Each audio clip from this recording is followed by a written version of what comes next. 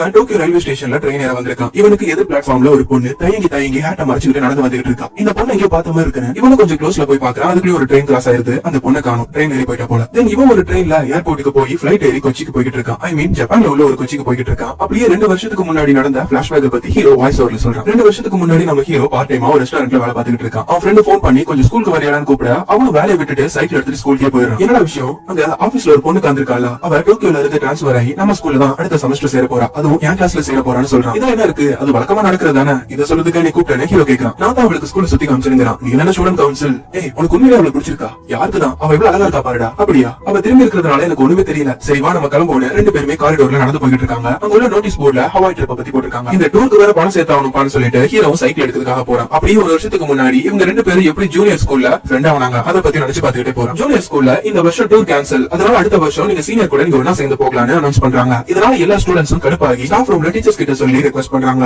அடுத்த நாள் அசம்பிளில tour cancel ஆன விஷயத்தை பத்தி உங்க பேரண்ட்ஸ் கிட்ட சொல்லிட்டோம், அவங்க ஒத்துக்கிட்டாங்க. அதனால இந்த டைம் யூஸ் பண்ணிக்கிட்டு எக்ஸாம்க்கு ப்ரிப்பேர் பண்ணுங்கன்னு ஒரு சார் சொல்றாரு. இதுல யாருக்காவது சாட்டிஸ்பாக்சன் இல்லனா கை தூக்குன்னு சொல்ல ஹீரோ மட்டும் தான் தூக்குறான். தென் எல்லா ஸ்டூடெண்ட்ஸும் வேற ஒரு சைடு பாக்குறாங்க. யார் அதுன்னு பார்த்தா ஹீரோவுடைய ஃப்ரெண்ட் கை தூக்கி நின்னுட்டு இருக்கான். ஸ்கூல் முடிஞ்சதுக்கு அப்புறம் நீங்க 2 பேர் மட்டும் ஆர்ட்ஸ் ரூமுக்கு போங்கன்னு சொல்லிட்டு அந்த அசம்பிளியை முடிக்கிறாங்க. ஃபர்ஸ்ட் ஹீரோ மட்டும் தான் அந்த கிளாஸ்க்கு போறா, உள்ள யாருமே இல்ல. உன்னோட ஒபினியன் என்னன்னு இந்த பேப்பர்ல எழுதுன்னு போர்டுல எழுதி போட்டிருக்காங்க. ஹீரோ எழுதுறான், டூர் கேன்சல் ஆனது டீச்சர்ஸ்க்கும் பேரண்ட்ஸ்க்கும் சந்தோஷமா இருக்கலாம், எங்களுக்கு கிடையாதுன்னு. அடுத்து ஹீரோவுடைய ஃப்ரெண்ட் உள்ள வந்து பேப்பர் எடுத்து எழுதிட்டு இருக்கான். அவன் என்ன எழுதிட்டு இருக்கான்னு ஹீரோ பக்கத்துல வந்து பாக்குறான். டாப்ல யூட்டாக்கான அவன் பேர் எழுதிருக்கு. எந்தவித காரணமே இல்லாம இந்த டூரை நீங்க கேன்சல் பண்ணிட்டீங்க, ஆனா நான் 10-20 வருஷம் கழிச்சும் இந்த ஸ்கூல் எடுத்த டெசிஷன் ராங்கா யோசி பண்ணி எழுதிருக்கான். இப்படிதான் யூட்டாக்காவும் டாக்கும் இந்த இடத்துல ஃப்ரெண்ட்ஸ் ஆயிருக்காங்க. ஹீரோ சைக்கிள் எடுத்துக்கிட்டு என்ட்ரன்ஸ்க்கு வரான். ஹீரோவுடைய ஃப்ரெண்டும் இவங்க பார்த்து அந்த பொண்ணு கூட நின்னுட்டு இருக்கான். அவ தான் இந்த படத்துடைய ஹீரோயின். இவ பேரு ரிகாகோன்னு ஹீரோவுடைய ஃப்ரெண்ட் ஹீரோ கிட்ட இன்ட்ரோடியூஸ் பண்றான். ஆனா ஹீரோயின் ஹீரோவை கண்டுக்காம ஹீரோவுடைய ஃப்ரெண்ட் கிட்ட மட்டும் பாய் சொல்லிட்டு கிளம்பி போயிடுறான். இவங்க 2 பேரும் பேசிக்கிட்டே நடந்து போயிட்டு இருக்கும்போது சடனா ஹீரோவுடைய ஃப்ரெண்ட் ஸ்டாப் ஆயிடுறான். என்னடாச்சு, இல்ல அவ எதுக்கு டிரான்ஸ்பர் ஆகி இந்த ஊருக்கு வந்திருக்கா, இதுக்குதான் என்ன கூப்பிட்டு நினைச்சுக்கிட்டு ஒருவேளை அவங்க அப்பாவுக்கு டிரான்ஸ்பர் வந்திருக்கான்னு ஹீரோ சொல்றான். தென் ஹீரோவுடைய ஃப்ரெண்டும் சரி பாப்போம்னு சொல்லிட்டு போயிடும். இவனுக்கு அந்த பொண்ணு ரொம்ப பிடிச்சிச்சு போல அப்படின்னு நினைச்சுக்கிட்டு ஹீரோ சைக்கிள் எடுத்துட்டு வீட்டுக்கு போறான். வீட்டுல எல்லாருமே டைனிங் டேபிள் உட்கார்ந்து சாப்பிட்டு இருக்கும்போது ஹீரோவுடைய அம்மா ஹீரோ கிட்ட டோக்கியோல இருந்து ஒரு பொண்ணு ஸ்கூலுக்கு சேர்ந்திருக்காலுமே, இது எப்படி உங்களுக்கு தெரியும்? மார்க்கெட்ல எல்லாருமே பேசிக்கிட்டாங்க. அவங்க ஃபேமிலிக்குள்ள என்னன்னு தெரியல, அவங்களுடைய அம்மா 2 பசங்களை மட்டும் தான் கூட்டிட்டு கொச்சிக்கு வந்திருக்காங்க.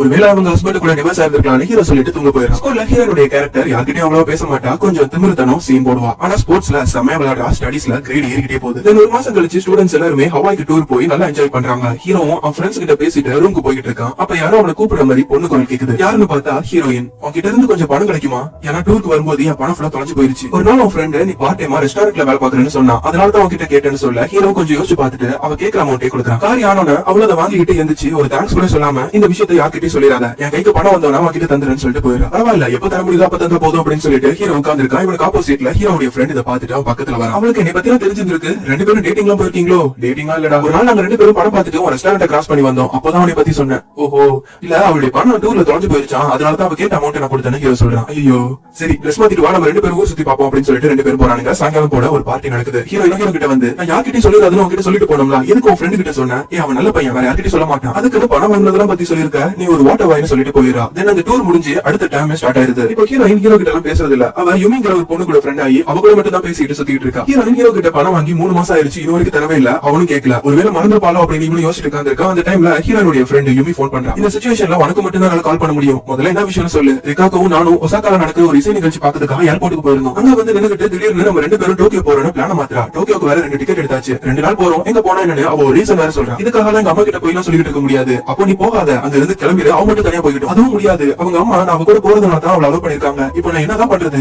ஆமா நீ எதுக்கு என்கிட்ட இதெல்லாம் கேட்டுக்கிட்டு இருக்க? நீ கொடுத்த காசை வச்சுதான் அவ டிக்கெட் வாங்கிட்டு இருக்காளாம், அவ உன் ஃப்ரெண்ட் தானே, அவளை கன்வின்ஸ் பண்ண முடியாதா? ப்ளீஸ் கொஞ்சம் ஏர்போர்ட்டுக்கு வாங்க அப்படின்னு அவ ஹீரோவை கூப்பிடுறான். என் காசை வச்சு டிக்கெட் வாங்கி இருக்கா பாரு அப்படின்னு ஹீரோ கடுப்புல ஏர்போர்ட்டுக்கு போய் இவங்க கிட்ட அவ எங்கன்னு கேட்கறான். அவன் மேல ரொம்ப கோவப்படாத, அவங்க அப்பாவை பாக்கிறதுக்காக தான் டோக்கியோ போலான்னு இருக்கா, அவங்க அம்மாக்கு தெரிஞ்சா விட்டுக்க மாட்டாங்கன்னு தான் பிளான் பண்ணி என்னை கூட்டிட்டு போலான்னு இருக்கா. ஹீரோ அங்க வந்து யுமி கிட்ட நீ இவனுக்கு கால் பண்ணி கூப்பிட்டியான்னு கேட்கறா. இல்லப்பா இந்த ட்ரிப் விஷயத்துல பொய் சொல்ல வேணாம் தான் இவனுக்கு கால் பண்ணி கூப்பிட்டுங்கிறா. யுமி முதல்ல உன் வீட்டுக்கு கால் பண்ணி எனக்கு உடம்பு சரியில்லை, என்னால போக முடியாதுன்னு ஒரு சின்னதா ஒரு பொய் சொல்லிட்டு உன் வீட்டுக்கு போன ஹீரோ சொல்றான். வந்து காரியத்தை கெடுத்து விட்டான் பாரு அப்படின்னு நினைச்சுக்கிட்டு ஹீரோயினும் உம்முன்னு அமைதியா காந்திருக்கா. நான் வேணா அவளுக்கு பதிலா அவன் கூட துணைக்கு வரவான்னு ஹீரோ கேட்கறான். உண்மையாவா சொல்ற? உண்மையாதான் சொல்றேங்கிறான். தென் இவங்க 2 பேருமே பிளைட் ஏறி டோக்கியோக்கே போயிடறாங்க. நீ உங்க வீட்டுக்கு போனதுக்கு அப்புறம் நீ அங்க தங்கிக்குவ, நான் இங்க தங்குவேன், அதனால எனக்கு ஒரு ரூம் மட்டும் புக் பண்ணி தந்துறேன் அப்படின்னு ஹீரோயின் கிட்ட கேட்கறான். அவன் பண்ணிடலாமே, அதோட நீ கொடுத்த காசை எங்க அப்பா கிட்ட இருந்து வாங்கி தந்துறேன் அப்படின்னு சொல்லிட்டு ஹீரோயினுடைய வீட்டுக்கு போறாங்க. ஹீரோயின் அவங்க அப்பாவை மீட் பண்றா. இப்போ இவங்க 2 பேருமே ஹாப்பி. ஆமா நீ எப்படி இங்க வந்தேன்னு அவர் கேட்கறாரு. நான் என் பாய் ஃப்ரெண்ட் கூட தான் வந்தேன்னு ஹீரோயின் ஹீரோவை இன்ட்ரோடியூஸ் பண்றா. ஹீரோனுடைய அப்பாவும் ஹீரோவை வரண்டால வெயிட் பண்ண சொல்லிட்டு ஹீரோயினை மட்டும் மேல ரூமுக்கு கூட்டிட்டு போறாரு. இவங்க 2 பேரும் உள்ள போனதுக்கு அப்புறம் அந்த வீட்ல இருந்து ஒரு லேடி வெளியே போறாங்க. இதை நம்ம ஹீரோ பாத்துட்டு இருக்கான். தென் ஹீரோனுடைய அப்பா ஹீரோ கிட்ட வந்து நைட் ஸ்டே பண்ணதுக்காக ஹோட்டல்ல ரூம் புக் பண்ணிட்டேன், அதோட என் பொண்ணு வாங்கின காசு இருந்தாங்கன்னு ஹீரோ கிட்ட கொடுக்குறாரு. ஹீரோ ஹோட்டல் ரூமுக்கு போய் அவங்க அம்மா அப்பாக்கு போன் பண்ணி நான் டோக்கியோல இருக்குன்னு சொல்லிட்டு இருக்கான். அந்த சமயத்துல யாரோ வேகமா கதவை தட்டுறாங்க. யாரும் ஓபன் பண்ணி பார்த்தா ஹீரோயின் அழுதுகிட்டு உள்ள வரா. நானும் நைட் இங்கே ஸ்டே பண்ணிக்கிறேன், அதுக்கும் சேர்த்து எங்க அப்பா பே பண்ணிட்டாங்க, ஏதாவது ட்ரிங்க்ஸ் இருந்தா கூட அப்படின்னு ஹீரோ கிட்ட கேட்க ஹீரோவும் நீ குடிப்பியான்னு கேட்கறான். இதான் ஃபர்ஸ்ட் டைம் சொல்ல ஹீரோ ஃப்ரிட்ஜ் ஓபன் பண்ணி பாக்குறான். உள்ள ட்ரிங்க்ஸ் இருக்கு. ஊத்தி கொடுத்தவன ஹீரோயினும் ஒவ்வொன்னா போதையில சொல்றா. என் ரூமுக்கு போனா அங்க எல்லாமே மாறி கிடக்குது. இவ்வளவு நாளா எங்க அம்மா மேலதான் தப்பு நினைச்சுக்கிட்டு இருந்தேன். இப்போதான் எனக்கு எல்லாமே புரிஞ்சிருச்சு. எங்க அப்பா அவருடைய கேர்ள் ஃபிரெண்ட் கூட ஜாலியா இருக்காரு. என்னதான் ஒரு வசதியா இருந்தாலும் எங்க மேல பாசம் இல்லைன்னு சொல்லிட்டு அவ போதையிலே படுத்து தூங்கிடுறா. ஹீரோவும் அவளுக்கு பெட்ஷீட்டால போத்தி விட்டுட்டு அவன் பாத்ரூம்ல உள்ள பாத் டப்ல தூங்க ட்ரை பண்றான். தூக்கமே வரல. அப்படியே காலையில விடிஞ்சிருது. ஹீரோவும் கொஞ்ச நேரம் தான் அசந்து தூங்கிருப்பான். அதுக்குள்ளயும் ஹீரோயின் கதவை தட்டி இன்னைக்கு என் ஸ்கூல் ஃப்ரெண்ட பார்க்க போறேன், அதனால கொஞ்சம் ரூம் விட்டு வெளியே போய் நான் குளிச்சிட்டு ட்ரெஸ் சேஞ்ச் பண்ண சொல்றான். ஹீரோ தூக்க கலைப்போட லைட்டா ஊர் சுத்தி பார்த்துட்டு மறுபடியும் ரூமுக்கு வரா. ஹீரோயினும் ட்ரெஸ் சேஞ்ச் பண்ணிட்டு வெளியே வரா. அவகிட்ட சாவி வாங்கிட்டு ரூம்லயே படுத்து தூங்கிட்டு இருக்கான். அப்போ அவனை டிஸ்டர்ப் பண்ற மாதிரி ஒரு போன் கால் வருது. பண்றது ஹீரோயின் தான். நான் இங்க பக்கத்துல உள்ள ஒரு ரெஸ்டாரண்ட்ல தான் இருக்கேன், கொஞ்சம் வாய் என்ன அவ கூப்பிடுறா. ஹீரோ போறான். பார்த்தா அவன் சொன்ன ஸ்கூல் ஃப்ரெண்ட் ஒரு பையன். ஹீரோயின் ஹீரோவை பத்தி அவங்க கிட்ட இன்ட்ரோடியூஸ் பண்றா. தென் ஹீரோவை ஜோக்கர் மாதிரி கார வச்சுட்டு இவங்க ரெண்டு பேரும் மட்டும் தான் பேசிட்டு இருக்காங்க. ஹீரோ கடுப்பாயி ஏய் நீங்க ரெண்டு பேரும் பேசுறது எனக்கு போரிங்கா இருக்குன்னு ஓப்பனாவே சொல்லிட்டு திரும்ப ஹோட்டலுக்கே போய் ரூம்ல படுத்துறான். கொஞ்ச நேரத்துல ஹீரோயின் வரா. நீ சொன்னதுக்கு அப்புறம் தான் நாங்க ரெண்டு பேருமே போரிங்கான ஆள்னு புரிஞ்சிச்சு. இவ்வளவு நேரம் பேசணுமே அவன் கடைசி வரைக்கும் இப்போ நான் கொச்சில என்ன பண்றேன் என்ன படிக்கிறேன் எதுவுமே கேட்கல. அவன் ஒரு செல்ஃபிஷ் பாய், தேவையில்லாத ஃப்ரெண்ட்ஷிப் தான் நான் புரிஞ்சுக்கிட்டேன்னு சொல்றான். அடுத்து இவங்க ரெண்டு பேருமே ஃபிளைட் ஏறி கொச்சிக்கே போயிடுறாங்க. அடுத்த நாள் நம்ம ஹீரோடைய ஃப்ரெண்ட் மீட் பண்றான். ஹீரோடைய ஃப்ரெண்டும் நீயும் ரிகாக்கவும் டோக்கியோ போனீங்களான்னு கேக்குறான். ஆமா, இத பத்தி உனக்கு எப்படி தெரியும்? ஸ்கூல்ல எல்லாருமே பேசிக்கிட்டாங்க, ஏன் உனக்கு தெரியாதா? தெரியாது, இதான் உன்கிட்ட இருந்து எனக்கு பிடிச்சது.